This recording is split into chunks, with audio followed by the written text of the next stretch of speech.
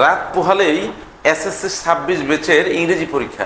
তো চলো পরীক্ষা হলে যাওয়ার আগে আমরা শেষ মুহূর্তের প্রস্তুতিতে ইংরেজি সেকেন্ড পেপারে ট্যাগ কোয়েশ্চেন এই বিষয়টা একটু ঝালিয়ে নিই। চলো আমরা এখন যে বিষয়টা নিয়ে তোমাদের সাথে আলোচনা করব সেটা হচ্ছে ট্যাগ কোয়েশ্চেন। ওকে, এটা নিয়ে এর আগেও গাজীপুর এডু জোন এই পেজে তোমাদেরকে ক্লাস দিয়েছি, প্রয়োজন হলে নিয়মগুলো দেখে নেবে। আমরা আজকে একেবারে সুপার ফ্ল্যাশ 10টি সেন্টেন্স দেখব 10টি নিয়ম থেকে। চলো শুরুতে রয়েছে late them do the work.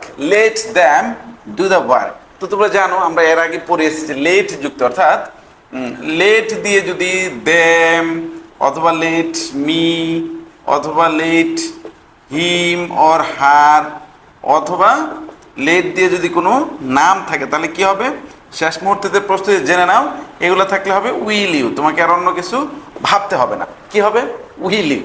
চলো তো let them do the work, এটার অ্যান্সার কি হবে উইল ইউ। আশা করি বুঝতে পেরেছো।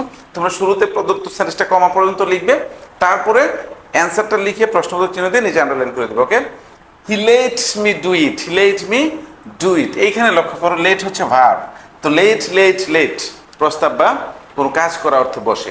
তো এখন এই লেটের যেহেতু তিনটা ফর্মে, এটা কি প্রেজেন্ট ফর্মে নাকি পাস্ট ফর্মে আছে কিভাবে বুঝবে, যেহেতু এই হি সাবজেক্টটি হচ্ছে থার্ড পারসন সিঙ্গুলার নাম্বার, এই জন্য এটাকে ধরতে হবে past tense.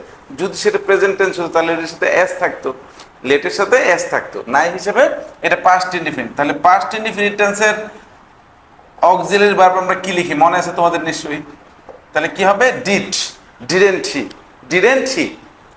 Nobody trust a liar, কেউ মিথ্যাবাদীকে বিশ্বাস করে না, করে কি কখনোই করে না। তো নোবডি অর্থাৎ আমরা বলেছিলাম যত বডি তত দে, প্রনাউন হবে দে, তাহলে এখানে অক্সিলারি নাই, প্রেজেন্ট টেন্সে রয়েছে, তো দের সাথে কি বসে এটাও তোমাদেরকে আগে ভিডিওতে বলেছি ডু। আর যেহেতু সেন্টেন্সটি না বোধক মোডে রয়েছে আমরা এখন আর কি করবো না, নট লিখবো না। কি বোঝা যাচ্ছে, আশা করি বুঝতেছো। না বুঝলে তোমরা কমেন্ট সেকশনে লিখে যাবে যে স্যার এটা বুঝিনি। চলো 4 number sir, let's be sincere. তো লেটের এই যে বিষয়টা আমরা লিখেছি এর বাহিরে লেটস অথবা লেট আজ এটা থাকলে কি হবে, তোমাকে অন্য কোনো ভাবতে হবে না, সরাসরি শ্যাল উই, শ্যাল উই। চলো তাহলে এইটার অ্যান্সার কি হবে শ্যাল উই। আশা করি এইটাও বুঝতে পেরেছো। দ্য আইডল সেলডম প্রসপার, অলসরা খুব কদাচিৎ বা খুব কম সফল হয়। তাহলে অলসরা যখন অ্যাডজেক্টিভের আগে দি থাকবে বুঝতে হবে এটার প্রনাউন হবে দে। আর সেন্টেন্সটি প্রেজেন্ট টেন্সে রয়েছে, সেলডম যেহেতু নেগেটিভ শব্দ তাহলে এটার অ্যান্সার কি হবে ডু দে, ডু দে। আশা করি বোঝা যাচ্ছে তাই না। চলো দে হার্ডলি সাফার, এখানেও হার্ডলি শব্দটি হচ্ছে নেগেটিভ, তাহলে এটাও প্রেজেন্ট ইনডিফিনিট, এটাও অ্যান্সার কি হবে ডু দে।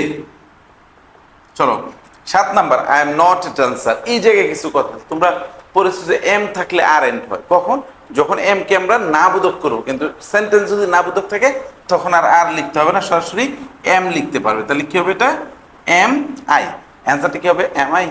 হ্যাঁ আশা করি বুঝতে। But is a conjunction, but এখানে I is a pronoun, but is a conjunction. যখন কোনো শব্দ, যখন কোনো পার্শ্বপুরুষের শব্দ দিয়ে স্টার্ট হয়েছে সেন্টেন্সটা তখন এর প্রোনাউন হবে ইট। ওকে, তাহলে ইজ রয়েছে, তাহলে এটার অ্যান্সার কি হবে ইজন্ট ইট। ওকে বুঝতে পেরেছি আশা করি। I am sorry for that, আমি এটার জন্য খুবই দুঃখিত। এইখানে আবার কি হবে, যখন এটা হা বোধক রয়েছে এম কে নেগেটিভ করলে আমরা কি লিখবো আরন্ট, হারন্ট, আর আই প্রোনাউন লিখবো I, aren't I. Okay, nothing was shed, কিছুই বলা হয়নি, অনেক কিছু বলেছি তারপরেও কিছুই বলা হয়নি, তাই তো। নাথিং থেকে প্রোনাউন কি হয় ইট, আর ওয়াজ রয়েছে, আর নাথিং যেহেতু নেগেটিভ শব্দ নট বসবে না, তাহলে এটার আনসার কি হবে ওয়াজ ইট। আশা করি প্রিয় বন্ধুরা বুঝতে পেরেছো। এই ক্লাসগুলো একান্তই 2026 ব্যাচ সহ যাদের সিলেবাসে ট্যাগ কোয়েশ্চেন রয়েছে সবাই দেখতে পারো। তো পরীক্ষার্থীদের জন্য আবারও শুভকামনা রইল। পেজটিকে ফলো দিয়ে ভিডিওতে একটি রিয়াকশন দিয়ে শেয়ার করে যুক্ত থাকো পরবর্তী ভিডিওর জন্য। ধন্যবাদ সবাইকে।